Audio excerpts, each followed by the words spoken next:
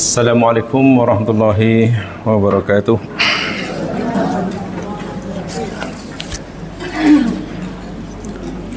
Alhamdulillah wa syukru lillah, la hawla wa la quwata illa billah.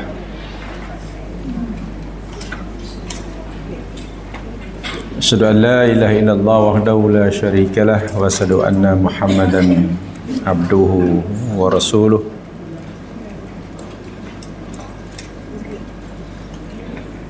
Allahumma salli ala Muhammad wa ala ali Muhammad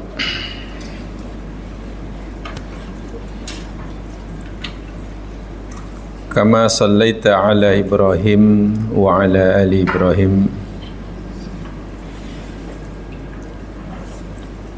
wa barik ala Muhammad wa ala ali Muhammad kama barakta ala Ibrahim wa ala ali Ibrahim fil alamin innaka Hamidum Majid.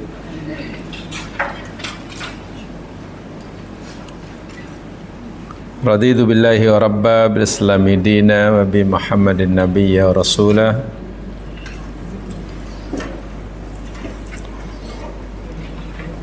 Rabbi israh li sadri wa yassir li amri wahlul 'uqdatam min lisani yafqahu qawli. Amin.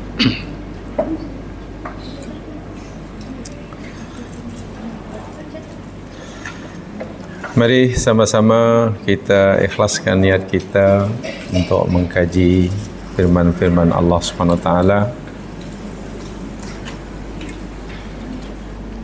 Dan kita akan mulakan kajian kita pagi hari ini dengan ucapan basmalah. Bismillahirrahmanirrahim.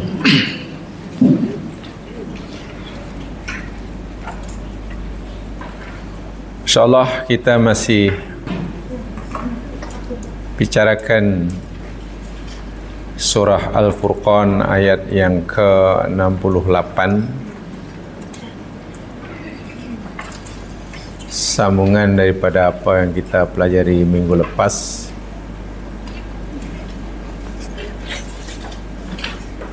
Dalam ayat 68 itu lagi sekali Allah senaraikan 3 sifat berturut-turut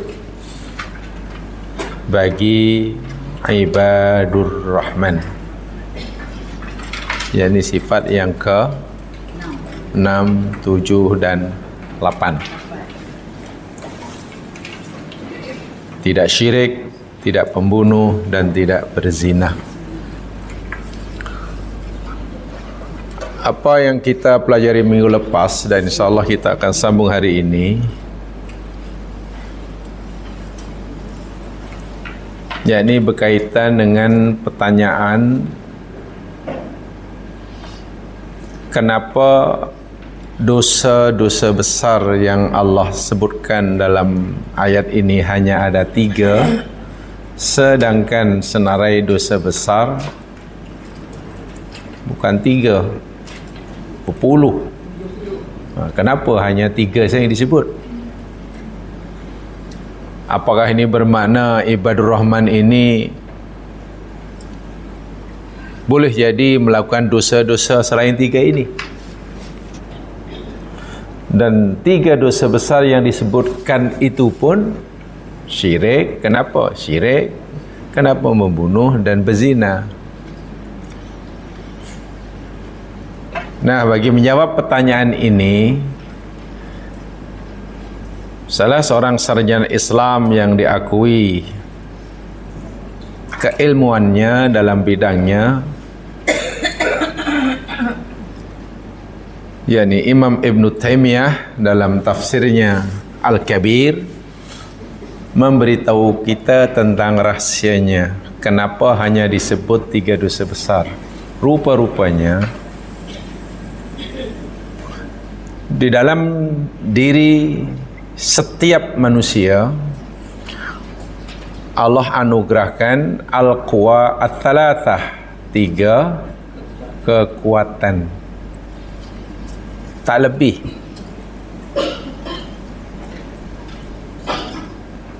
tiga kekuatan ini jika dimanfaatkan dengan betul,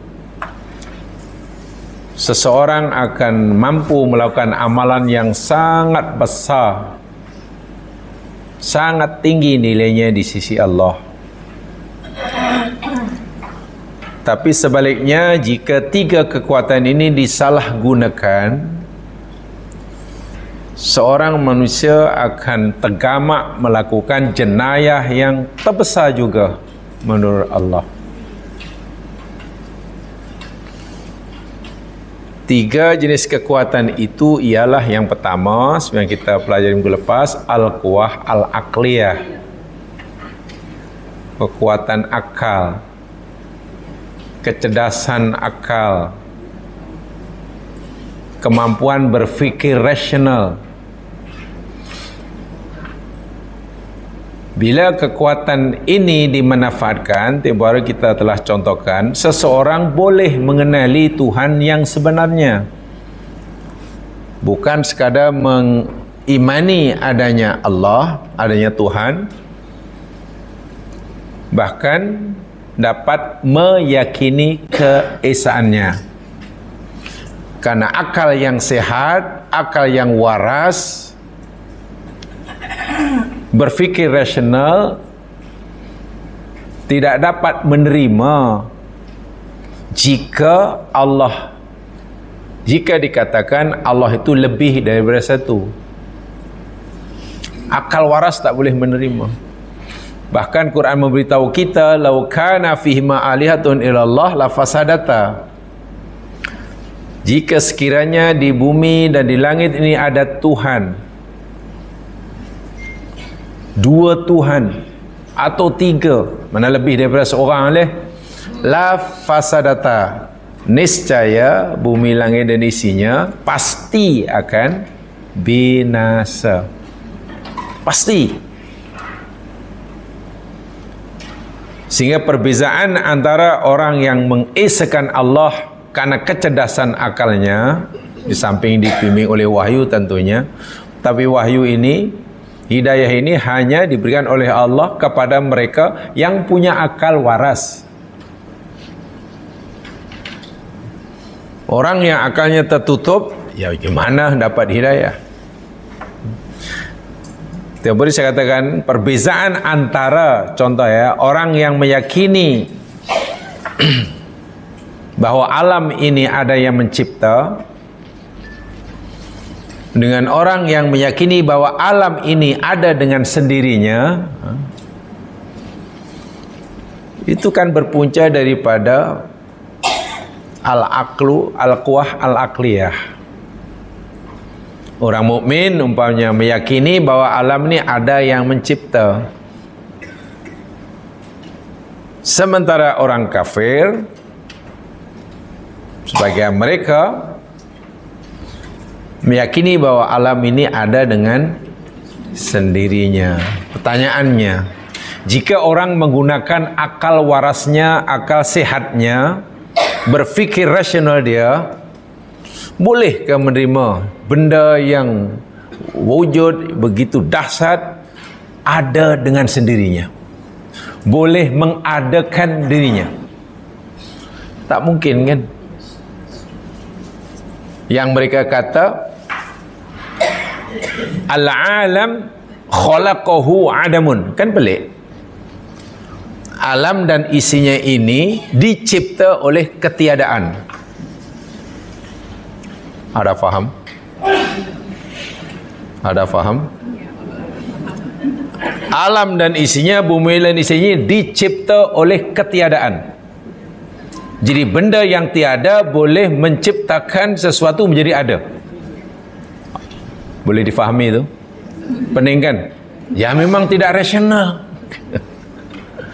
Sementara al-quwah al-aqliyah berkata, al-alam khalaqahu min adamin,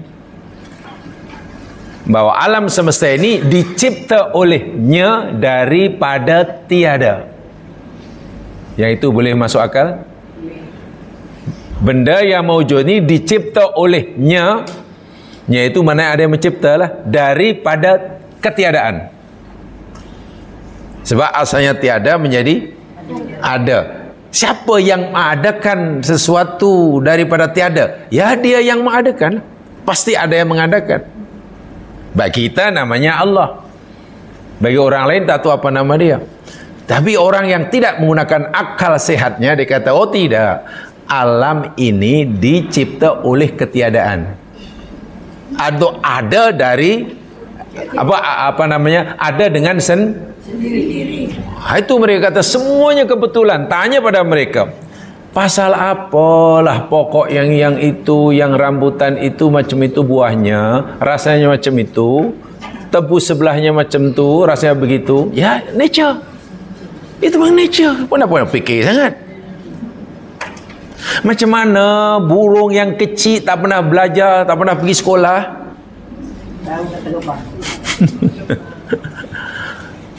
tempat tinggalnya di Pelabuhan Kelang, pagi keluar cari makan di Genting Highland, jauh tu. Setelah kenyang petang hari balik ke Kelang, tahu pula rumahnya ke sana. Tak bingung pula, tak sesat sampailah ke Patani ke apa. Dia bukan bawa map, bukan ada Google Map, bukan ada apa? Waze. Nah, bukan ada Waze, tak ada Waze. Coba tanya orang yang tak gunakan akal waras, yang kata alam ini apa secara betul tu. Ya, itu nature. By nature. Apalagi burung itu ada deria yang keenam. Apa nama deria keenam tu? Six sense katanya. Mereka susah nak sebut. Deria kan 5 kan? Panca indera, penglihatan, pendengaran, bauan, penciuman, lidah, merasa, kulit. Lah, panca indera tu kan kelima, mata, telinga, hidung, lidah, kulit. Kulit kan termasuk salah satu, dan kulit fungsi untuk merasa juga kan, panas ke, sejuk ke, udara. Itu fungsi. Oh, baru tahu ya. Oh. Tapi mereka berkata, habis yang burung boleh tahu, itu ada yang keenam. Yang keenam tu apa? Six sense. Six sense tu apa? Dia keenam. Bingung. Coba. Karena dia tidak percaya bahawa segala sesuatu itu ada yang mengadakannya. Kita melihat ada yang menyebabkan kita mampu melihat. Kita bergerak karena ada yang menggerakkan. Bagi mereka, tak, benda jatuh, iaitu by nature. Dia bergerak, ya macam tu. Kan pelik bin ajaib. Itu kerana mereka tidak menggunakan akal yang sehat, al-quwah al-aqliyah. Jadilah syirik, jadilah kufur. Adapun kuah yang kedua yang kita yang kita tahu, yakni al-quwah al-ghadabiyah. Paham ya? Yang kedua namanya kuah ghadabiyah. Apa tu ghadabiyah? Emosi. Marah, emosi, tapi emosi yang marah. Sebab yang ketiga namanya al-quwah al-syahwaniyah. Itu kekuatan apa namanya itu? Keinginan. Keinginan itu emosi atau bukan? Emosi. Emosi kan ada dua. Satu emosi yang untuk meluap, yang tujuannya untuk menolak madarat. Lalu kita ekspresikan dengan marah. Yang kedua emosi, yakni apa namanya, yang artinya untuk menarik, mendapatkan manfaat, namanya keinginan. Itu kan emosi, asyur dalam bahasa Arabnya. Jadi hakikatnya ada dua. Dalam diri kita ada dua kekuatan saja. Ada dua kekuatan saja. Tapi di situ menjadi dibagi jadi tiga, dibezakan antara al-quwah al-ghadabiyah dengan quwah al. Izinkan saya untuk menyampaikan fakta ilmiah yang diketahui hari ini berdasarkan firman Allah ini yang telah diuraikan oleh Ibnul Taimiyah.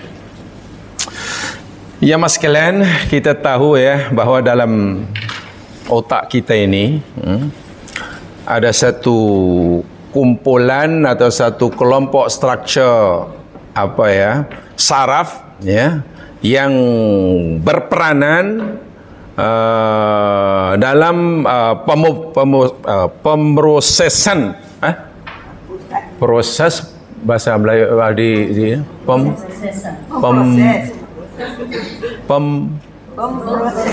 proses pemrosesan. Ya. Memproses.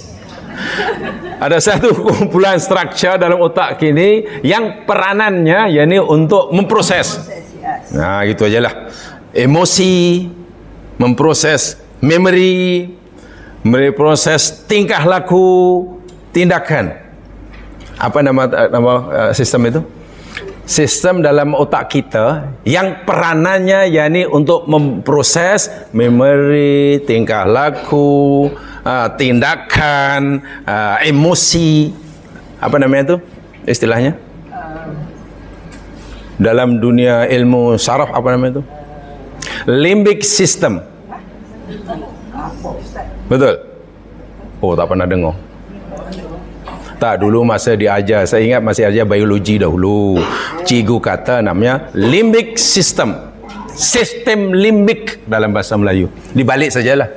Orang putih kan limbic system, kita panggil sistem limbik, senang dibalik aja. Limbic system.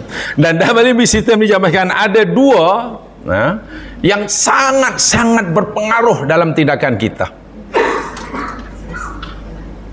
Satu yang disebut yakni hippocampus. Yang kedua apa yang disebut amigdala. Hippocampus. Tulis saja. Saya tak pandai menulis. Hippocampus, H-I-P-P-O, H-I-P-P-O-C-A-M-P-U-S. Hippocampus. Kampus. Hippocampus, campus. Yang kedua amigdala. A-M-Y bukan A-M-Y, A-M-Y G D-A-L-A, amigdala. Amigdala. Telah diketahui ini ilmu sekarang dan sama betul dengan apa yang disampaikan oleh Al-Quran, rahsia Al-Quran ini. Dalam fikiran kita, dalam limbic system ni ya, limbic system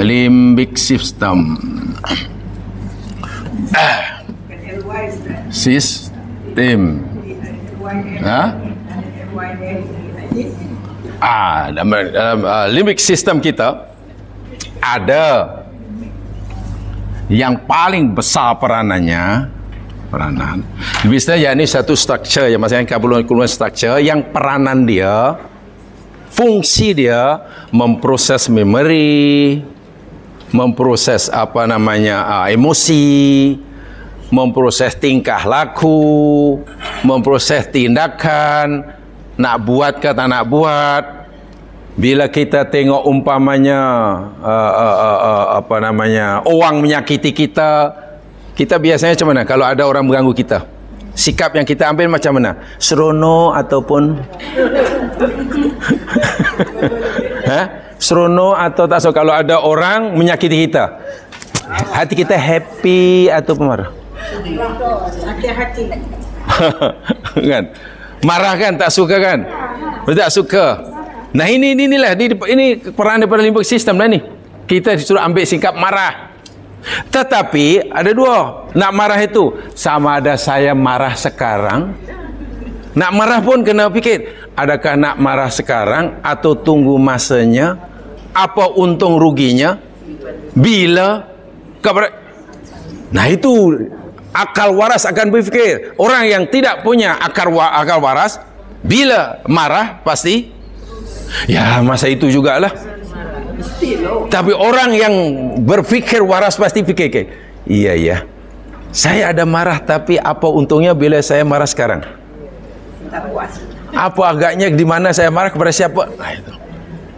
Bukan tak ada sifat marah, tapi untuk memanage sifat marah perlu panduan kan. Nah itu dipanggil akal waras. Al-quwah al-aqliyah. Jadi ada yang di sana dipanggil hippocampus. Hippocampus. Yang kedua namanya amigdala. Amigdala. Dalam bahasa agama jamaah sekalian, yang inilah yang disebut kuwah akliyah. Peranan dia akliyah. Yang ini, nah inilah al-kuwah al-ghadabiyah dan al-kuwah syahwaniyah. Ghadabiyah dan syahwaniyah. Jadi kalau istilah modern hanya ada dua ini saja. Amigdala ini peranannya yakni mengajar kita untuk berfikir rasional. Berfikir rasional, berfikir matematik 2 campur 2 4. Dan seterusnya. Fikir waras. Tetapi kita manusia ini dalam hidup tidak hanya perlu berfikir rasional. Kadang-kadang kita juga menggunakan al-quwah al-ghadabiyah atau al-quwah syahwaniyah. Ini berfikir emosional. Hanya perlu saya ingatkan, istilah emosional ini jangan difahami marah, bukan. Salah satu daripada emosi yakni marah. Emosi ini kaitannya dengan perasaan, ingin marah, ingin suka, ingin seronok, ingin makan, Jamaah ingin makan tu kaitannya kenapa tu? Berikan waras atau emosi? Emosi. Kaitan dengan syahwat. Jadi hanya saja penggunaan Melayu ni biasanya bila sebut emosi kaitannya dengan marah, itu masalahnya. Dalam otak kita ni hanya ada dua ini. Satu, hippocampus, dan itu yakni membolehkan kita berfikir rasional, berfikir waras, berfikir cerdas, berfikir matang, yang biasanya itulah orang yang berfikir penuh dengan analitik, penuh dengan kajian-kajian dan lain sebagainya. Adapun amigdala itu yakni pusat berfikir emosional. Yang dalam bahasa Ibnu Taimiyah, di sana emosi itu ada dua. Satu emosi ghadab yang fungsinya untuk menolak. Sebab kalau kita tidak punya sifat marah, tak punya kekuatan marah, ya kita susah nak menolak madarat. Marah itu dicipta oleh Allah agar kita mampu menolak kemadaratan yang akan menimpa kita. Tempoh hari saya katakan, bila ada orang datang ke rumah nak ambil barang kita, apa yang ada kita? Seronok atau bengkak? Nah, seronok atau mengalu-alukan atau sila terima kasih karena awak ambil semua licin, terima kasih, jadi lapang rumah. Marah kan? Nah, marah ini fungsinya menggerakkan kita untuk menghalangkan, untuk menolak madar. Itulah fungsi dia. Sedih sambil sedih lain. Sedih termasuk inilah fikir ini. Amigdala, berfikir emosi. Islam dicela, Nabi dicela, Allah diperangi. Jiwa sahabat Nabi timbul rasa marah. Dengan sifat marah mereka sanggup berperang. Tujuannya menolak kerusakan, menolak madarat. Ini emosi yang ini baik nih. Tak semua emosi tidak baik. Marah ada baiknya, ada buruknya. Nanti saya jelaskan berkaitan ayat ini. Sementara syahwaniyah yang juga berfikir emosional, yang kaitannya dengan keinginan, kemauan, dan lain sebagainya, untuk li jalabil manfaat, untuk kita mendapatkan manfaat, ingin makan, ingin bekerja, ingin berumah tangga, ingin mendidik, ingin, itu al-quwah as-syahwaniyah, ada keinginan, ada keinginan. Adapun sedih, marah, dengki, apa lagi? Memaaf, kedekut, lokek, bakhil. Itu kaitannya dengan mana itu? Kaitannya dengan amigdala atau kaitannya dengan hipokampus? Amigdala. Jadi betul apa yang dikatakan Al-Quran, betul. Jamaah sekalian, dan dua-dua ini mesti seimbang. Baik. Ini kalau ini semua kajian agak panjang ya. Bersiri-siri saya mengajar di tempat lain.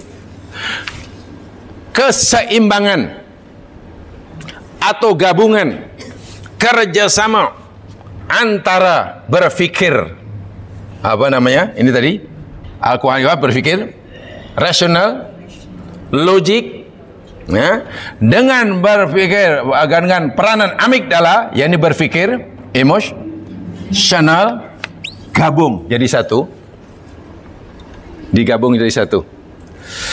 Dalam bahasa agama, berfikir rasional ini disebut tafakkur. Pernah dengar istilah tafakkur? Tafakkur, fikir. Sementara yang di sini kaitannya dengan tadzakkur. Tadzakkur. Pernah baca ayat Quran yang berbunyi afala tatadzakkarun? Ya. Afala yadhkurun? Afala tadzakkarun? Apa makna tadzakkur? Zikir. Apa makna zikir? Tadzakkur. Ya. Tadzakkur maknanya zikir, zikir maknanya di dalam ayat yang Nabi baca setiap kali Nabi bangun malam sebelum solat qiyamul lail, apa yang dibaca oleh Nabi? 10 ayat terakhir surah Ali Imran kan? Bermulai pada inna fi khalqis samawati wal ardi wa ikhtilafil laili wan nahari la ayatil liulil albab. Sesungguhnya dalam penciptaan beberapa langit dan bumi, fi khalqis samawati wa ikhtilafil laili wan nahar, dan silih pergantian malam menjadi siang, siang jadi malam, la ayatin, sungguh ianya tanda-tanda kebesaran Allah li ulil albab. Apa tu? Li ulil albab, bagi orang yang ya ulul albab lah. Bukan Ahmad Albab ya, ulul albab, bukan Ahmad Albab. Siapa ulul albab? Nah, Allah jelaskan. Siapa ulul albab? Sambungan ayatnya, ulul albab yakni alladzina yadhkurunallaha qiyaman wa qu'udan wa ala junubihim. Tadzakkur. Tadzakkur, yadhkurunallah. Kemudian wa yatafakkaruna fi khalqis samawati wal ard. Mereka sentiasa berfikir tentang penciptaan langit dan. Jadi gabungan antara tadzakkur dengan tafakur itulah ciri khas ulul albab. Orang yang dapat menggabungkan berfikir rasional dengan berfikir emosional, itulah orang ulul albab. Luar biasa ini. Sebabnya masalah, kalau orang hanya berfikir rasional tapi tidak ada berfikir emosional, apa namanya? Apa namanya? Tindakannya berdasarkan berfikir rasional, tidak ada emosional. Apa namanya? Iya, robot. AI istilah sekarang.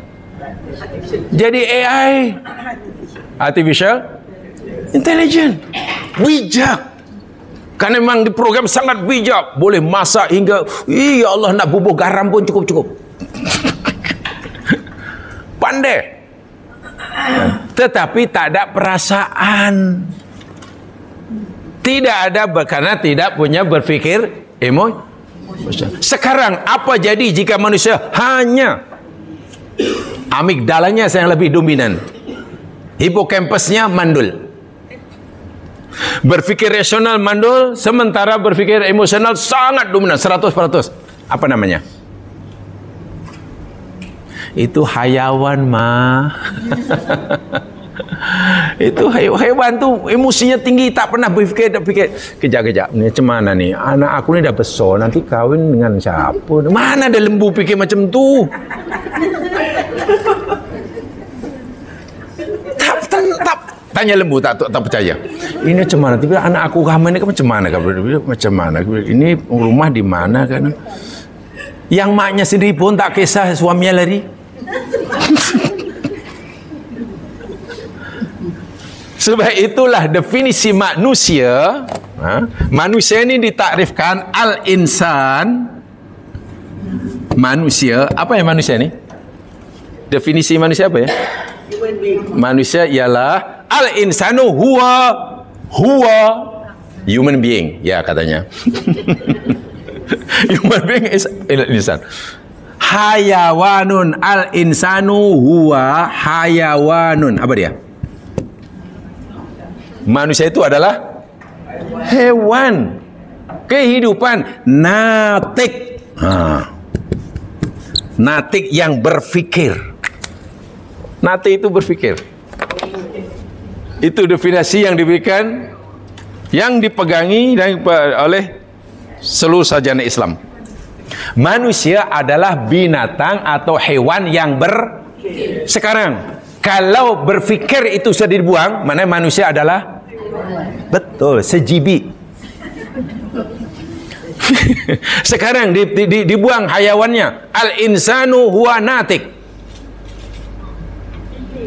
Katalah hayawannya dibuang. Hayawan itu mana benda yang hidup lah. Hayawan itu mana benda hidup. Kita, lembu, kerbau, kambing, itu panggil hayawan. Daripada kata hayatun, ini hidup. Jadi makhluk hidup yang berfikir. Bila berfikirnya dibuang, kita ni tak ubahnya kita dengan makhluk hidup yang lain. Sekarang katalah al-insanu, hayawan tak ada tapi ada natik. Tapi hayawannya tak ada. Apa namanya? Tadilah robot tadilah. Kita jadi robot. Jadi kalau kita ingin tetap menjadi manusia, ya kena kedua-dua ini. Gabungkan ini. Kena ada berfikir rasional berdasarkan al-quwah al-aqliyah, fungsi apa yang difungsikan, peranannya diambil alih oleh hipokampus, dan juga digabungkan dengan berfikir emosional. Ada kuah ghadabiyah, ada kuah syahwaniyah yang dimainkan peranannya oleh bagian otak yang disebut amigdala. Gabungan antara kedua-duanya ini bahkan berjalan seiring sejalan, itulah namanya ulul tadzakur dan tafakur. Tadzakur objeknya Allah, benda-benda yang gaib. Ialah itu Allah kata alladzi yadhkurunallah, Allah maha besar. Sebenarnya begini jamaah sekalian ya, kalau kita kata Allahu Akbar yang artinya Allah maha besar, pertanyaannya, bila kita kata Allah maha besar dan kita yakin Allah itu maha besar, adakah kebesaran Allah itu hanya cukup kita fahami, atau kebesaran Allah itu perlu kita rasai? Saya ulangi, adakah kebesaran Allah itu perlu kita fahami, kita mengerti, bahkan perlu kita debatkan, atau kebesaran Allah itu perlu kita rasai?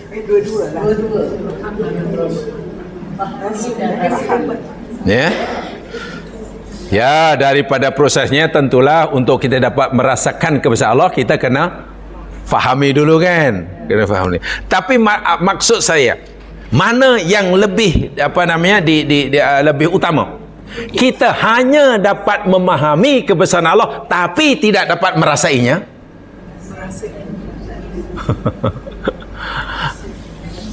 Atau kita faham akan kebesaran Allah dan dapat merasai kebesarannya. Mana? Faham. Dan bila Allah kata yadhkurunallah, apa maksudnya? Mereka yang zikir pada Allah itu bukan sekadar faham bahwa Allah Maha Besar. Bukan hanya faham bahwa Allah Maha Pengasih. Rahman kan? Kalau ditanya, anda faham Allah Maha Pengasih? Faham. Macam mana faham? Saya tahu dalilnya. Ini ayatnya. Ini ayat dia. Ini hadisnya. Masuk Ar-Rahman daripada Rahimah. Rahimah itu rahmat. Rahmat itu mana ini? Itu faham. Itu di bilik darjah. Itu pakai pen dan keteh. Itu boleh dibincangkan. Allah, ya tengok ini jelas dari kita tengok ayatnya ni, hadisnya ni. Ini maknanya menunjukkan pada kita bahawa Allah tu Maha Pengasih. Kita kena yakin. Okey, baru satu langkah itu belum sempurna. Sebab Allah tak hanya kata fahami oleh kamu, yakini oleh kamu bahawa aku ni Maha Pengasih. Tak, Allah tidak hanya suruh kita begitu. Tapi Allah kata rasakan oleh kamu. Hendaklah kamu dapat merasai kasih sayangku. Nah, merasakan kasih sayang Allah, merasakan kebesaran Allah, merasakan kebijaksanaan Allah, itu kaitannya dengan mana? Al-Quah Aqiyah atau Al-Quah Qutubiyah? Merasakan, dapat merasakan. Merasakan. Emosi kan? Itu berfikir emosional. Itulah amigdala. Sebab itu Allah kata yadhkurunallah. Nah sekarang wa yatafakkaruna fi khalqis samawati. Dan mereka memikirkan pencipta langit. Oh, bumi langit dan sini dahulu begini. Macam mana ya matahari boleh panas terus menerus, membakar dirinya, tidak hangus, sentiasa cukup bekalan bahan bakarnya, dan dia boleh mengeluarkan bahan bakarnya sendiri untuk dibakar sendiri. Kita macam mana matahari boleh, dan macam mana bumi boleh sentiasa berada di sisi matahari dalam kadar jarak yang sama, pusingan. Baik, itu untuk dirasai atau untuk dimengerti? Dimengerti. Sebab itu Allah kata yatafakkarun. Betul? Kalau itu apa agaknya alat yang perlu kita gunakan untuk berfikir? Ibu kampus kan? Al-Quah Al-Aq. Nah, Allah suruh kita dua-dua ini berjalan serentak. Kita gabungkan jadi satu. Bila manusia ini hidupnya dipandu oleh dua kekuatan ini, Allah kata itulah ulul albab. Dan ulul albab ini makom yang sangat tinggi, gelaran yang paling tinggi yang Allah berikan pada manusia. Objeknya kena betul ya, jangan salah pilih. Objek tadakur tadi apa? Objek tadakur, objek yang Allah suruh kita zikir. Zikir tadi kan rasa kan? Dengan rasa. Saya nak bagi contoh lah. Nanti jawab dengan jujur dah. Kalau tidak jujur nanti balik bingung. Baik. Kalau kita sedang senang, sehat, macam-macam ada, doa dikabulkan, usaha dijayakan, anak cucu semuanya alhamdulillah tak ada masalah. Lalu ada orang tanya, katalah, saya nak tanya sikit lah, awak seorang Muslim? Ya, saya seorang Muslim. Betul ya? Seorang Muslim. Anda yakin bahawa Allah itu Maha Pengasih, Maha Penyayang? Apa jawaban kita? Iya, saya yakin Allah Maha Pengasih, Maha Penyayang. Pertanyaan ketiga, adakah sekarang Anda sedang merasai kasih sayang Allah? Apa jawabannya? Yo, saya sedang merasai. Maklum kan sehat. Betul ya? Sekarang, lain bulan, lain tahun, kita sakit tak sembuh-sembuh. Kita rugi niaga tak untung-untung. Kita jatuh tak bangun-bangun. Kita miskin tak kaya-kaya. Usaha tak ada yang berjaya. Susah dapat barang, dapat sikit hilang. Katakanlah. Lalu ada orang tanya, Anda seorang Muslim? Ya, saya Muslim. Anda yakin bahwa Allah tu maha adil, maha pengasih, maha yang... Apa jawabannya? Anda yakin? Ya, saya yakin. Saya yakin. Allah. Sebab takut kan? Nak kata tak yakin, takut berdosa. Kita kata, yakin Allah maha adil, Allah maha penyayang kan? Tapi kalau sampai pertanyaan ketiga, adakah anda sekarang sedang merasai keadilan Allah? Coba nah jawabannya. Adakah anda sekarang ini, saat ini, ketika anda sakit tak sembuh-sembuh, miskin tak kaya-kaya, rugi tak pernah untung, apakah anda merasakan keadilan Allah, kasih Allah? Mungkin kita nak jawab bingung mungkin. Kejap ya. Kejap. Kalau kata yakin, saya yakin sebab saya mukmin. Tapi kalau ditanya dah merasakan, susahlah nak jawab. Kenapa tiba-tiba susah? Jadi berbeza antara orang faham Allah itu maha adil, berbeza antara orang mengerti bahwa Allah itu maha adil, karena itu al-quwah al-adliyah. Ini adalah peranan hipokampus dengan orang yang merasai keadilan Allah. Orang yang merasai keadilan Allah pasti ia yakin Allah maha adil. Sementara orang yang baru meyakini Allah maha adil belum tentu belum tentu dapat merasai keadilan Allah. Nah, Allah mahukan yang itu. Jangan kita hanya yakin Allah maha adil masa senang.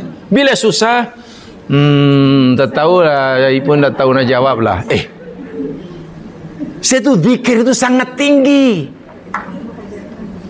Zikir itu kaitan dengan emosi. Yakin Allah betul-betul merasa disayangi, disayang. Barulah wa yatafakkaru fi waqti. Jadi menggabungkan dua-dua antara kemampuan tafakur, berfikir rasional, dengan tadzakur, berfikir emosional, atau kalau dalam bahasa agamanya ini menggabungkan ketiga-tiga kekuatan jadi satu. Lahirlah seorang manusia yang bergelar ulul albab. Dan ingat, gelaran ulul albab itu gelaran tertinggi yang Allah berikan pada hambanya. Tidak ada yang lebih tinggi dari itu. Sebab otak rasionalnya berjalan, fikir emosionalnya pun berjalan dan serentak. Manusia yang sempurna. Sebab kalau otak rasionalnya berjalan lebih ke depan, amigdalanya mandul, namanya apa tadi? Robot. Namanya AI. Sebaliknya kalau berfikir emosionalnya maju ke depan, laju bukan main, sementara hipokampusnya mandul, apa nama tadi? Hewan. Dan kita tak mau seperti itu. Sebab itu tengok banyak orang pandai biar tapi ya Allah ya Tuhanku, tak ada perasaan, tak ada kasih sayang. Bak kata orang, ya mau senang sendirilah. Dunia akan hancur bila manusia sudah kehilangan salah satu daripada dua unsur ini. Karena ini merupakan syarat kesempurnaan manusia. Al-insan, mesti ia seorang, baru orang itu disebut insan bila ia hayawan dan dia juga natik. Kalau hanya hayawan saya tak ada natik, ya minta maaf. Macam ayam katil lah. Macam ayam katil. Tapi kalau hanya natik, natik sahaja, tak ada perasaan, tak ada apa, ya itu tadilah AI tadilah. Wa'iyadzubillah, ta'udzubillah. Indah, ayat ini sangat dalam maknanya. Kalau kita kaji dari aspek saintifiknya, luar biasa. Kalau kembali kepada tafsir yang sederhana tadi katakan, dalam ayat ini ditambah disenaraikan lagi oleh Allah 3 sifat ibadur Rahman.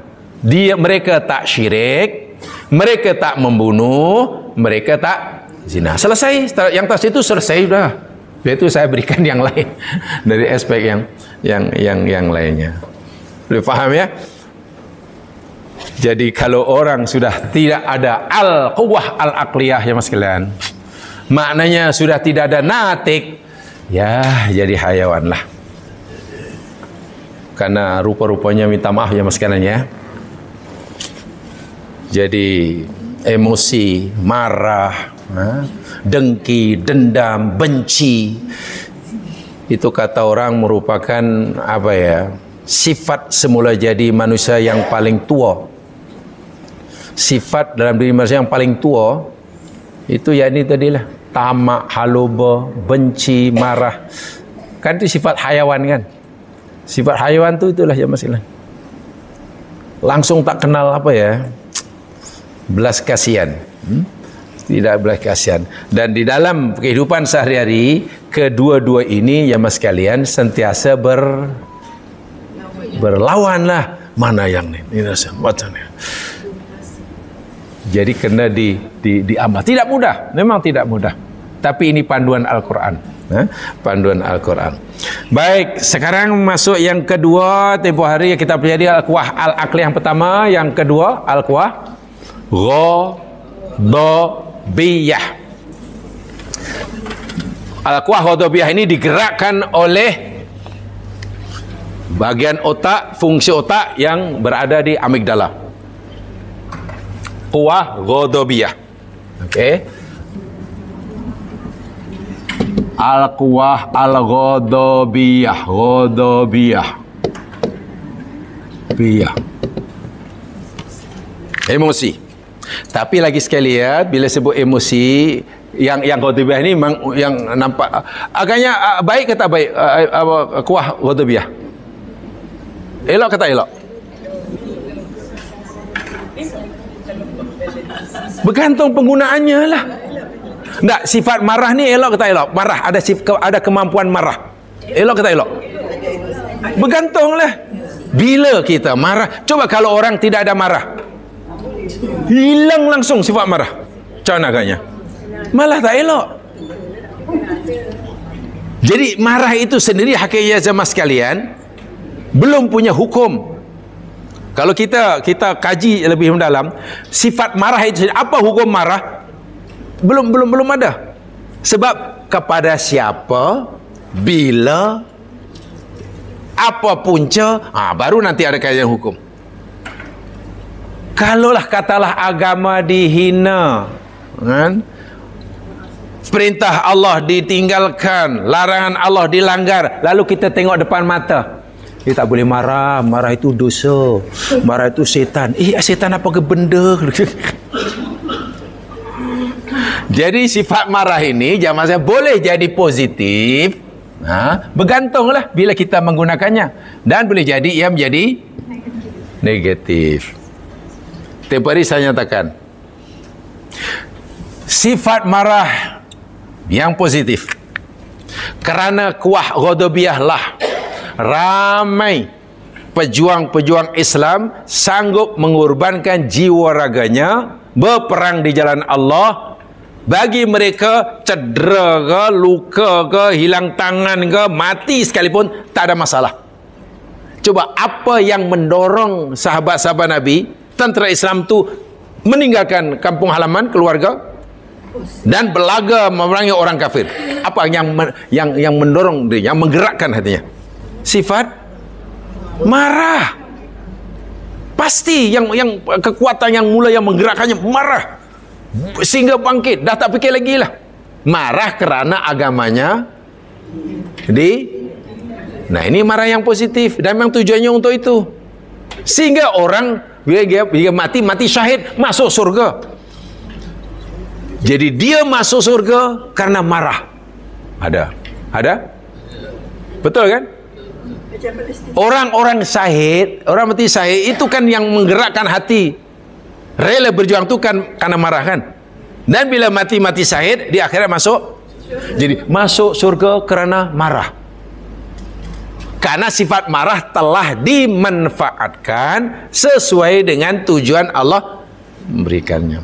Sebenarnya bila marah ini disalahgunakan, marah ini disalahgunakan jamaah sekalian, maka orang boleh masuk neraka. Contohnya apa? Bila sifat marah ini salah gunakan, kata Quran, dia sanggup membunuh tanpa alasan. Orang membunuh orang, kadang kalau ya Allah, didapati bersalah, membunuh, bawa ke mahkamah, lakulah proses mahkamah, hakim tanya bla bla bla bla, apa asal ni punca yang membunuh ya? Puncanya begini tuan hakim, bunuh ini masa itu sana pergi kerja pagi-pagi, trafik jam teruk, di simpang 4 ada trafik light merah, kami berhenti lah, lepas merah tukar jadi kuning, tukar jadi hijau. Masuk ke hijau itu sebenarnya lah baru 2 saat, jadi baru saya lambat 2 saat bergerak, belakang sudah horn. Wah, barulah lambat 1 saat dah di horn. Hati saya pun pedas lah, takkan lambat saya tu asal balas. Sebab dia horn sekali kan. Kawan belakang pula jawab 3 kali. Saya tekan terus. Lagi marah. Akhirnya apa lagi? Saya keluarkanlah tangan, buka tikap, buka penumbuk. Keluarkan penumbuk. Tengok kita duduk, dia keluarkan pula apa namanya ni, apa steering lock namanya. Di sono pula kita berhenti. Laki kau apa tumpuk. Mati. Saya hantam dia tuan hakim dengan. Saya ingat satu mahkamah semua gelap. Horn kita punya pasal jadi pembunuh. Coba apa yang menyebabkan dia jadi pembunuh? Marah yang tidak dapat dimanage dengan baik. Tengok kesan daripada kekuatan marah yang tidak dikelola, diurus dengan baik. Jadi pembunuh. Qatlun Quran kata. Jenayah terbesar. Sebaliknya bila dimanfaatkan betul, jadilah pejuang-pejuang Islam yang rela mati syahid. Mati seorang berperang pun membunuh juga. Dan membunuhnya kerana marah, punca marahnya bukan pasal hon. Orang yang mati syahid itu kan membunuh orang lain kerana bunuh, itu kan puncanya marah. Tapi sebab marah bukan kerana kereta tergeser ke apa ke, kerana agama. Jadi ada orang masuk surga nanti di akhirat, puncanya kalau kita telusuri karena marah. Ada yang terhumban dalam neraka pun puncanya karena inilah, hati-hati jaga ini.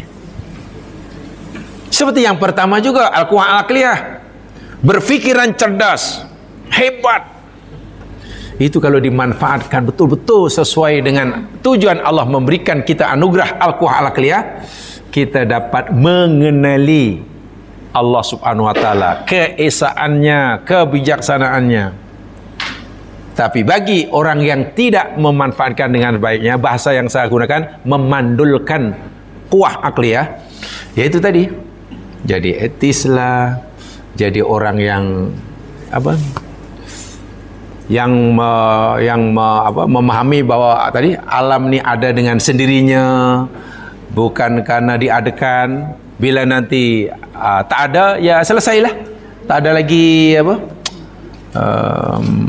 siri berikutnya. Bila alam hancur, manusia mati, jadi tanah sudah selesai. Itu fahaman apa tu ya namanya? Orang yang fahaman seperti itu apa namanya? Orang yang memahami alam semesta ini, yakni ada dengan sendirinya. Bila hancur selesai, habis riwayatnya. Apa tu? Ateis. Ateis orang yang tidak percaya adanya Tuhan. Yang percaya alam yang berlaku semua dengan sendirinya. Ateis ya. Ialah dalam teologi dipanggil etis, tapi dalam filosofi itu dipanggil fahaman historis materialisme. Historis materialisme namanya. Dahulu subur di nama dahulu Uni Soviet. Dahulu sangat subur fahaman di Uni Soviet dahululah. Dulu kan namanya Uni Soviet ya. Soviet Union kan. Uni Soviet itu bahasa Melayu. Soviet Union. Rusia, sekarang Rusia kan. Tak mau dipakai lagi lah. Nah, sekarang fahaman itu sudah mulai terkubur karena sudah tinggalkan. Ya manusia ada punya otak, tak mesti berfikir lah.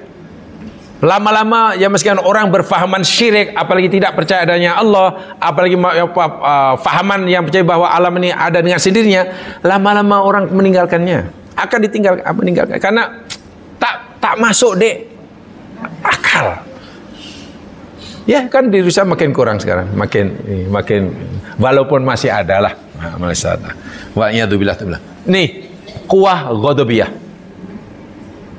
Bila dimanfaatkan dengan baik, orang rela sanggup mati di medan perang menjadi syuhada. Yang menggerakkan hati para syuhada sebelum berperang itu marah. Kuah ghadabiyah. Ini namanya kuah ghadabiyah yang positif.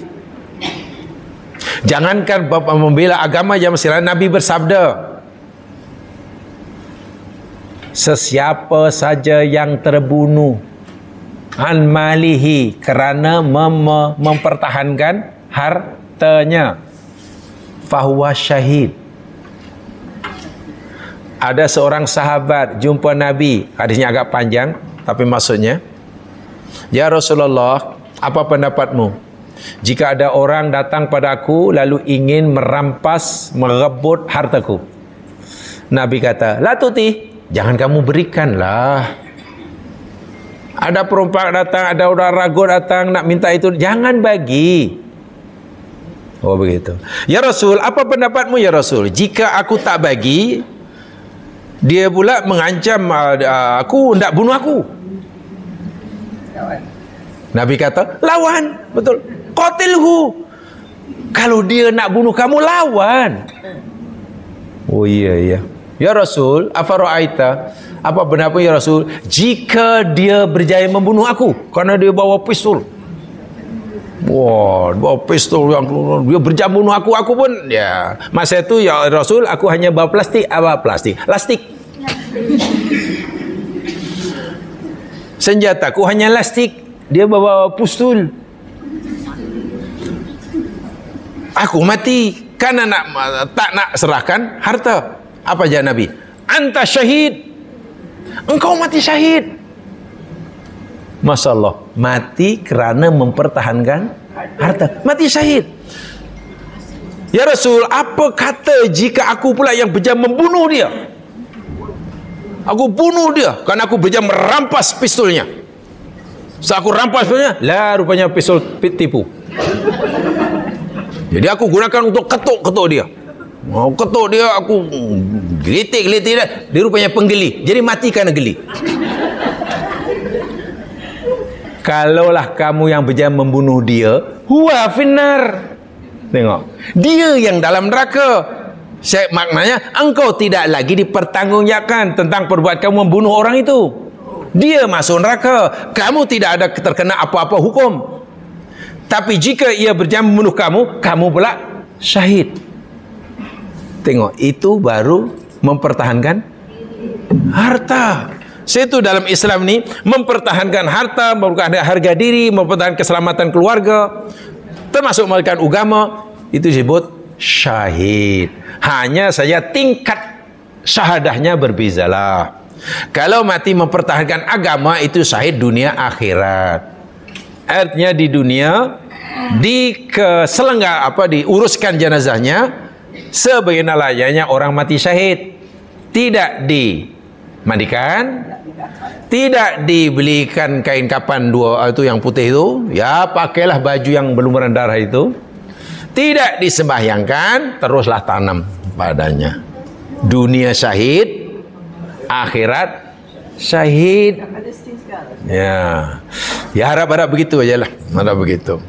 Yang kedua namanya syahid akhirat sahaja.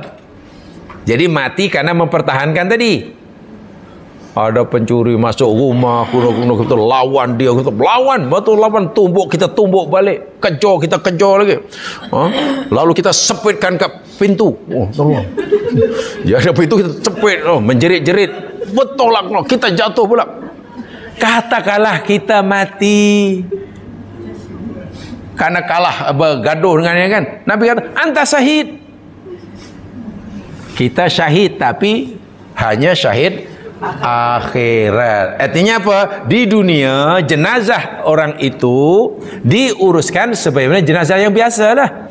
Dimandikan, pankan, solatkan itu. Tapi di akhirat dia dapat fadilah syahid. Nah sekarang pertanyaan, apa kekuatan apa yang menggerakkan orang tadi sanggup melawan pencuri, sanggup menghadapi risiko mungkin tercedera, bahkan mati? Kekuatan apa namanya?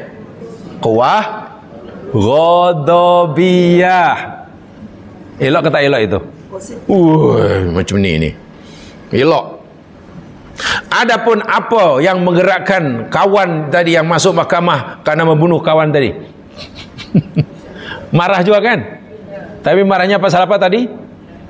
Hon kereta. Dan kita itu pun kita kancil tahun 20 tahun lepas. Bunyi hon pun pelik.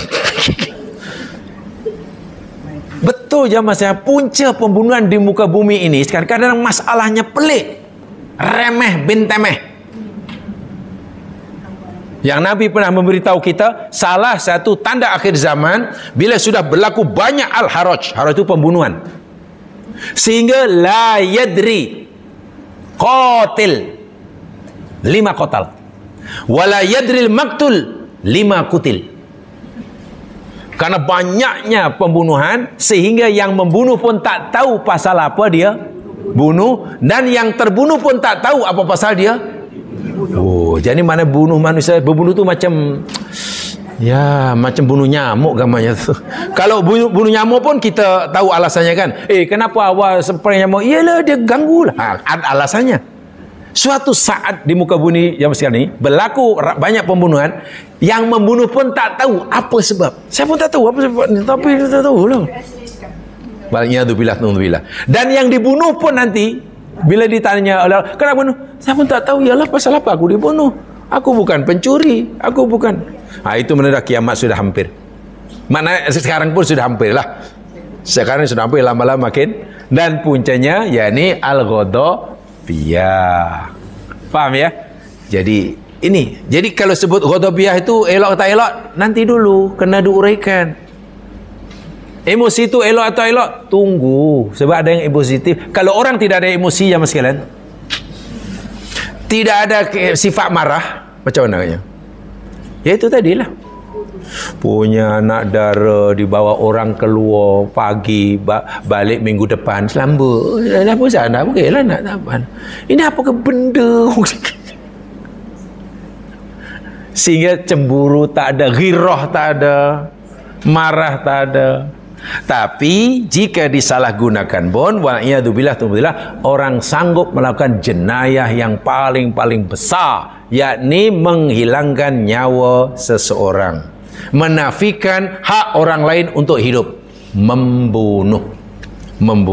Sehingga Nabi pun zaman sekarang ketika memberikan komentar terhadap ayat ini, ketika ada seorang sahabat, ini boleh lihat dalam Sahih Bukhari Muslim, daripada Abdullah bin Mas'ud radhiyallahu anhu, beliau berkata, ya Rasulullah, wahai Rasulullah, ayyud dzambi a'zam? Ya Rasulullah, dosa apakah yang paling besar? Dosa yang terbesar, yang paling berat itu apa ya Rasul? Jawab Nabi, pertama, antaj'ala lillahi nidan wa huwa khalaqaka. Dosa besar pertama yakni engkau buat bandingan atau sekutu bagi Allah, sedangkan Allah lah yang mencipta engkau. Mana apa tu? Dosa apa tu? Syirik. Qultu thumma ayu? Ya Rasulullah, kata Ibnu Umar, kemudian aku tanya lagi. Kemudian apa lagi ya Rasul? Itu baru nomor satu. Lagi yang nomor dua, Nabi bersabda, antaktula waladaka khosyatan ayyut'ama ma'aka. Engkau bunuh anak kandung engkau karena engkau takut ia akan makan bersama engkau. Kalau dalam Al-Quran dipanggil, engkau bunuh anak engkau karena takut miskin. Engkau bunuh anak engkau karena kemiskinan. Karena miskin, tak ada miskin, anak kami bunuh aja dia. Wal'iyadzubillah. Mana dosa kedua terbesar, kata Nabi, membunuh. Ibnu Mas'ud kata, "Tsumma ayun, ya Rasul, kemudian apa lagi ya Rasul? Kok ada yang ketiga ke?" Nabi jawab, "Antuzaniya bihalilati jarik." Engkau berzina dengan halilah jarik. Halilah itu mana perempuan halal, yakni pasanganlah, istri jiran engkau. Engkau berzina dengan istri kawan engkau. Wah, itu berat.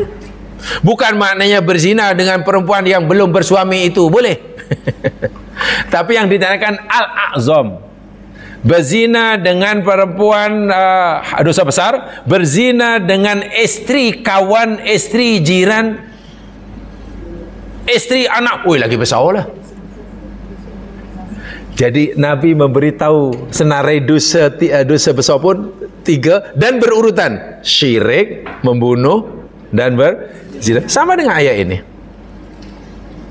Rahasianya karena tiga-tiga ini berpunca pada kuwatul aqli, kuwatul ghadab, dan kuwatus syahwah. Baik, yang ketiga namanya al-quwah. Apa? Yang ketiga, syahwaniyah. Masih berkaitan dengan emosi. Al-quwah asyahwaniyah yang ketiga. Kuatus syahwah boleh atau kuah asyahwaniyah. Elok kata elok. Kuah syahwaniyah. Elok kata elok.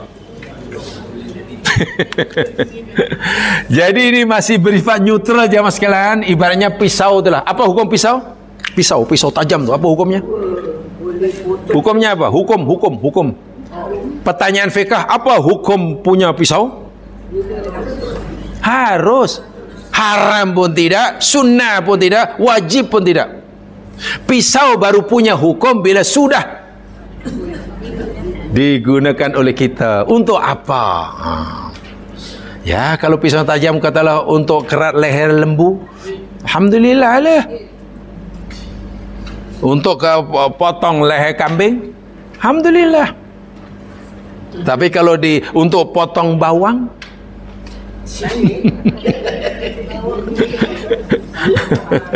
sekarang mana ada orang potong bawang, semua pakai blender. Ada ya? Jadi masih neutral ni, belum punya hukum. Boleh jadi positif, macam di atas juga. Boleh jadi negatif. Bergantung. Baik. Pertama, Allah suruh, dalam Quran ada, dalam hadis ada, Allah suruh umat Islam khasnya untuk nikah. Ada perintah agama nikah ada, dalam hadis pun ada. Atau kahwin. Untuk lebih mantap, Allah suruh kita nikah kahwin. Baik. Seseorang mampu melaksanakan perintah nikah kahwin apabila dia punya kuah syahwah. Iya, coba kalau ini tidak ada. Ada orang sanggup berkahwin bila kuah syahwahnya tak ada? Tak ada. Adanya jalan raya, adanya bangunan-bangunan pencakar langit, adanya kenderaan mulai daripada kereta lembu hingga kapal terbang. Pasal apa tu? Karena manusia ada quwwah syahwaniyah. Bumi menjadi seperti sekarang ini jamaah sekalian karena quwwah syahwaniyah. Ada keinginan untuk itu, ada keinginan itu. Orang sanggup keluar pagi, balik petang nak cari rezeki untuk membakar keluarga, untuk mengisi rumah yang baru beli masih kosong. perabot belum ada. Itu karena kuasa. Sehingga bumi benar-benar sekali jadi makmur sekarang ini karena kuah syahwaniyah. Malam hari kita mungkin taklah penat sangat dan tak mengantuk. Ingin tidur tak ada mengantuk. Nak makan sudah kenyang. Kuaci sudah 2.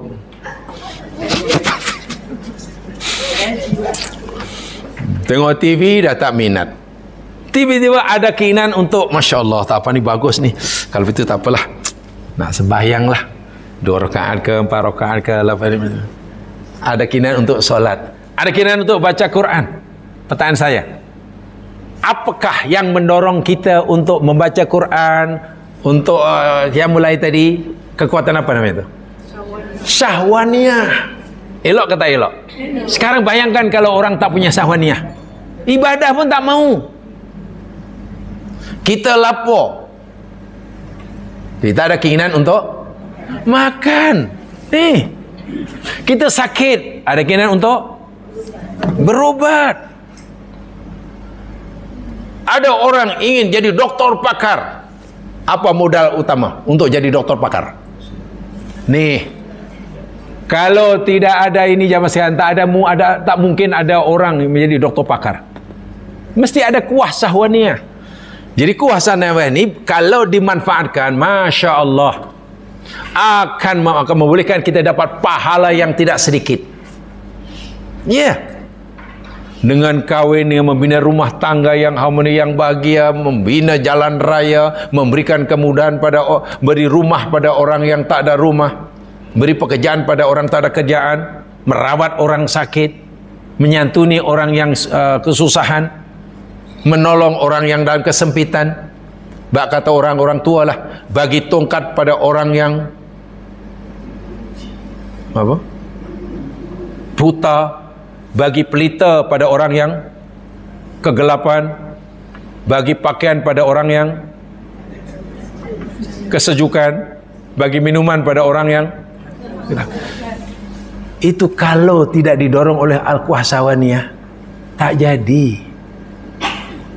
Dan orang boleh masuk surga karena ini, karena ada kuasa. Tetapi jika al-quwah as-syahwaniyah ini disalahgunakan, orang akan melakukan jenayah maksiat terbesar, namanya az-zina. Pertanyaannya, orang tergamak melakukan jenayah maksiat zina itu apa yang mendorongnya? Kuah syahwaniyah. Iya. Lembu ada tak kuah syahwaniyah? Ada? Ya ada, namanya hayawan mesti ada lah. Tu ingin makan. Iya. Bila hujan dia ingin berteduh. Bila dah gelap ingin balik ke kandangnya. Bila sudah balik ingin cari pasangan. Itu ada kuah syahwaniyah tu. Tapi malangnya lembu ni tak ada kuah akliyah. Itu ajalah. Faham? Bila disalahgunakan, orang akan melakukan jenayah yang sangat dahsyat, az-zina. Dan tahukah kita jemaah sekalian, ini dosa-dosa atau maksiat-maksiat yang ditimbulkan atau diakibatkan oleh kegagalan seseorang memanfaatkan kuah as-syahwaniyah, yakni dosa atau maksiat yang paling tinggi tingkat kekejiannya. Okey, mencuri keji atau tak keji? Elok tak elok mencuri? Tak elok. Menipu? Mengumpat? Mengumpat itu apa? Sunnah muakkadah ataupun fardu kifayah? Lah manalah tahu. Sebab mungkin ada orang tak sunnah mengumpat ni kalau seakhirah ini kira fardu kifayah lah. Baik, saya nak beritahu. Kejahatan dalam agama, keburukan dalam agama menurut Al-Quran Itu kan ada tingkatan-tingkatan sekarang. Dalam Al-Quran, keburukan itu apa? Istilah Al-Quran. Keburukan, kejahatan. Sayyi'ah, betul? Sayyi'ah. Ada baca sayyi'atun, sayyi'ah, sayyi'ah. Keburukan kan maknanya kan? Sayyi'ah itu keburukan. Sayyi'ah dan lain-lain. Sayyi'ah ini masih umum je sekalian. Tapi kalau sayyi'ah itu melampau, mana sayyi'ah yang sudah level yang orang Melayu kata, anak muda kata sayyi'ah gila lah. Maknanya dah paling, itu bukan sayyi'ah lagi. Quran gunakan istilah fahisyah. Saya ulangi. Keburukan atau kejahatan dalam bahasa Al-Quran sayyi'ah. Sayyi'atihim, sayyi'atihim, sayyi'atihim. Tapi perbuatan yang jahat, yang keji, yang buruk, yang sudah pada level yang lah, yang paling maksimum lah, tak dipanggil lagi sayyi'at, dipanggil fahisyah. Yang bahasa Melayu biasanya apa tuh? Keji ya, apa? Perbuatan apa? Kekejian ya, kejian.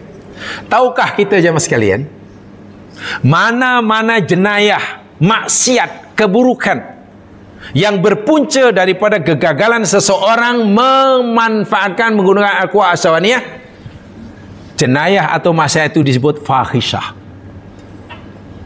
Artinya, bila orang gagal menggunakan al-quwah as-sawaniyah, dia akan melakukan kekejian apa maksiat yang paling tinggi. Saya tunjukkan ayatnya. Saya ringkas saja. Laju sikit. Tak boleh perlahan. Cepat.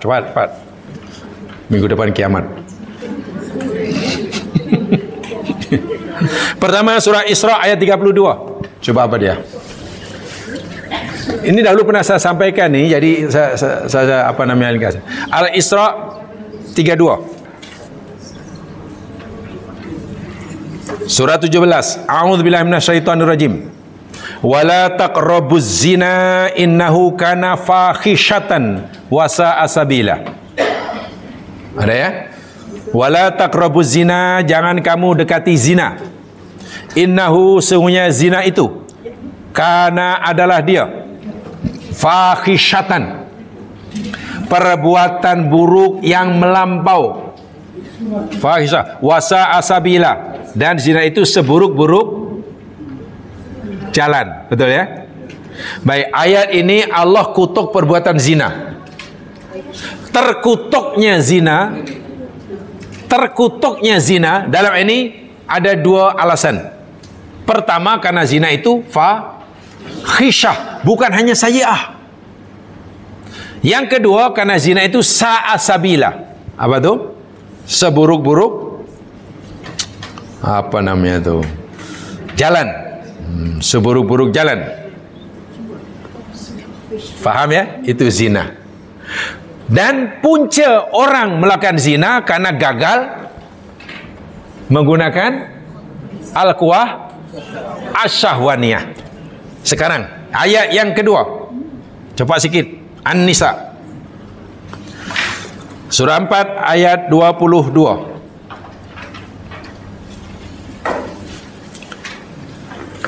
Ingat ya, tadi zina itu dikutuk oleh Allah karena dua alasan. Satu, fahisyah. Yang kedua, karena sa'a sabila.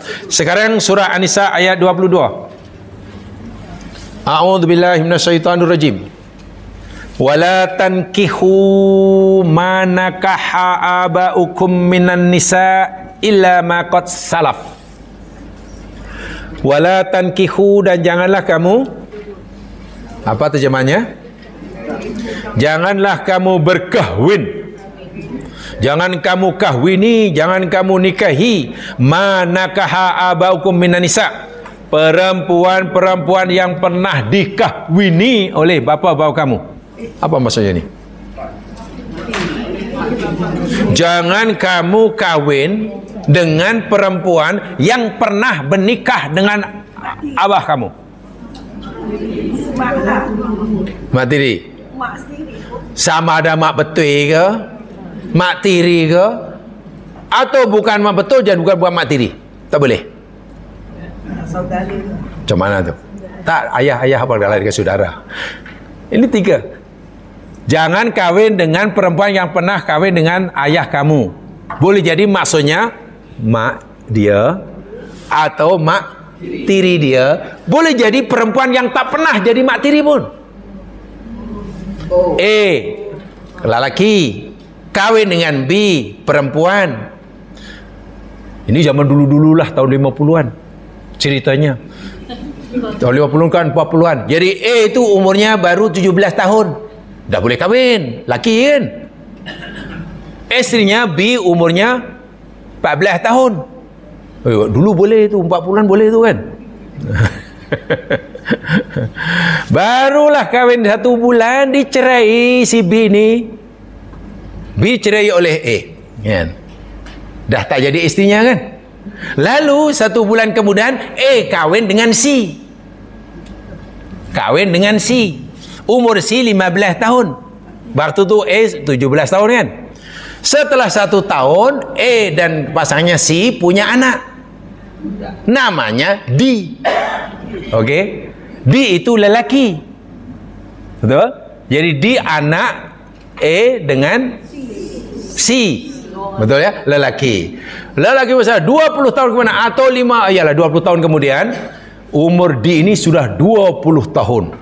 Budaknya pula cepat besar. Macam 30. Badan bukan main besar. Jambang sudah keluar. Merantau keluar dari kampung, bla bla bla. Tiba-tiba jumpa perempuan yang dia minat. Perempuan pun minat dia. Berkenalan. Walaupun perempuan tu nampak umurnya lebih tua. Ya lebih tua dalam 14 tahun lah. Lebih tua. Umur perempuan tadi sudah 34 tahun. Si D baru tadi namanya yang perempuan tadi namanya B. Kenal dah mesra dah sulah. Dah betul untuk berkahwin walaupun beza usia 14 tahun. Lalu dia bagi tahu pada ayahnya, ayah saya nak kahwin lah, ayah dah jumpa lah si buah hati. Tak apalah, bawalah ke rumah.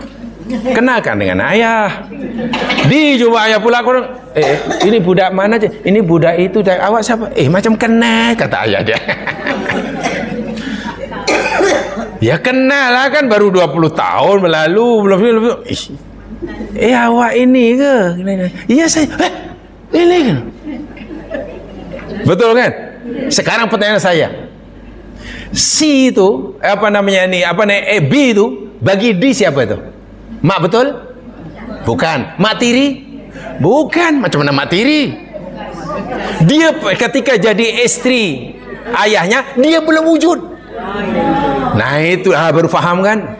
Itu berfikir logik. Kan Quran kata perempuan yang pernah kahwin dengan ayah kamu. Tak semestinya mak tiri. Maknanya hukumnya boleh ke tak boleh itu? Nah itu kena faham betul. Nanti mana tahu tiba jumpa. Tak boleh. Jangan salah faham ya. Kalau salah faham jangan hibahkan. Pastikan yang diviralkan yang betul. Belum yakin jangan. Illa makot salafa, kecuali apa yang telah lalu, mana kecuali kamu pernah melakukannya ketika kamu masih jahiliyah. Ayat ini turun kepada orang muslim kan. Mungkin dahulu semasa orang mukmin itu masih jahiliyah pernah lakukan itu, tak apalah, dah lepas macam mana.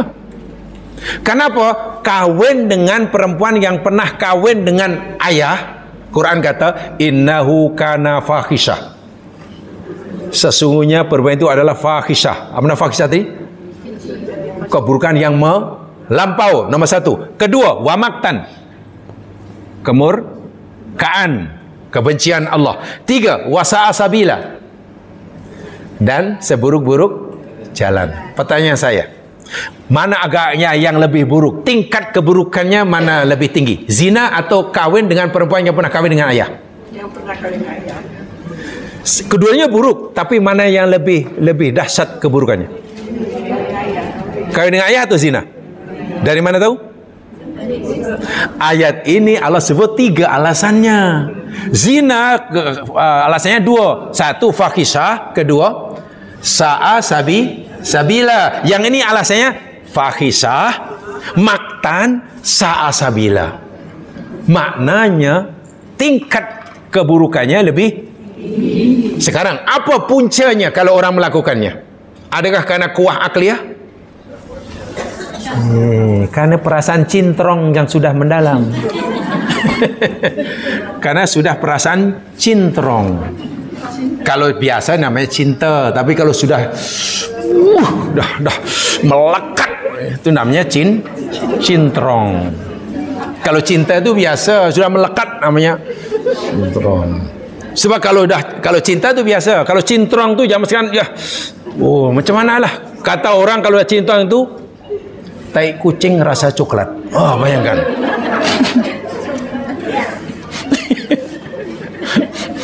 Tai kucing rasa coklat, la ilaha illallah Rasulullah. Yang ketiga, coba lihat di dalam surah An-Naml, surah semut, surah 19, surah 27, 19 pula, juzuk 19, surah 27 ayat 54. Saya hanya nak tunjukkan bukti dalam Al-Quran bahawa jenayah yang akan lahir, akan muncul akibat orang itu gagal mengawal al-quwah as-sahwaniyah, yakni satu maksiat yang terburuk, namanya fahisyah, bukan sayyi'ah. Surah 27 ayat 54, kisah Nabi Lut, Waluton dan Lut. Idh qala, ketika Lut berkata, liqaumihi, kepada kaumnya. Apa kata Nabi Lut kepada kaumnya? Atatunal fahisyata wa antum tubsirun? Adakah kamu melakukan al-fahisyah sedangkan kamu melihat? Di sini gunakan fahisyah. Pertanyaan saya, apa perbuatan yang dilakukan oleh kaum Nabi Lut? Lewat si lelaki atau sihok bagi si perempuan. Ya, sekarang LGBT lah.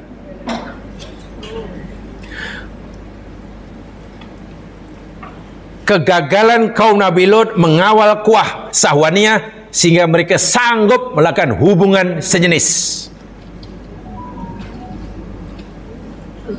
Yang Quran kata fahisyah, al-fahisyah. Ya. Pertanyaan saya, zina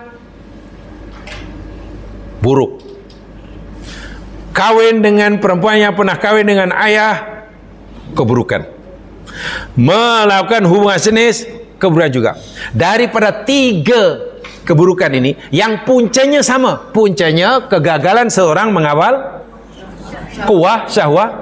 Dari tiga maksiat ini, mana yang paling keji, paling dahsyat, paling maksimum kekejiannya? Zinakah, atau kawin dengan perempuan yang pernah kawin dengan ayahkah, ataupun aliwat? Ya, tidak berikan Al-Qurannya, bukan persepsi ya. Jangan baca Al-Quran, berfikirlah dipandu oleh Quran. Jangan berfikir iyalah pun tak boleh. Belajar tafsir tak boleh begitu. Ya, yang paling keji yakni liwat. Coba perhatikan jemaah sekalian, ketika Allah cerita tentang kekejian zina, Allah gunakan isim nakiro, fahisatan tadi. Zina tadi kan fahisatan. Ketika Allah cerita tentang kawin dengan perempuan yang pernah kawin dengan ayah, gunakan fahisatan. Fahisan dalam bentuk indefinite noun, nakiro. Tapi ketika Allah cerita tentang kejahatan liwat, Allah gunakan definite noun, al-fahisah, makrifat. Dimakrifatkannya al-fahisah itu menunjukkan bahwa tingkat fahisahnya sangat tinggi. Nah, itu kalau belajar tafsir lihat itu, bukan andai-andai. Rasa-rasa ini lebih teruk agaknya. Bukan ini mana belajar Quran rasa-rasa. Kalau 10 yang rasa-rasa, 10 nanti jawabannya. Panduannya Al-Quran. Jadi fahisatan dalam bentuk indefinite noun dengan al-fahisah dalam bentuk definite noun tak sama maksudnya, walaupun terjemahan Melayu sama. Bila ada alif lam itu membawa makna Ya, sangatlah, sangat mantap. Ibaratnya saya kata itu hari, kalau saya kata Muhammadun tabibun, apa artinya? Muhammad seorang tabib, dokter. Muhammadun at-tabibu. Terjemahan, Muhammad seorang dokter, tapi maknanya lain. Tadi hanya tabibun, ini at-tabibu. Mana makna yang lebih kuat? Yang ada alif lam. Begitulah maksud itu, tata bahasa Arab macam itulah. Itu ilmu Al-Quran. Jadi memahaminya berdasarkan Al-Qurannya ya, jangan terjemahannya. Kalau saya hanya menyampaikan fahisyah itu keburukan yang paling maksimum.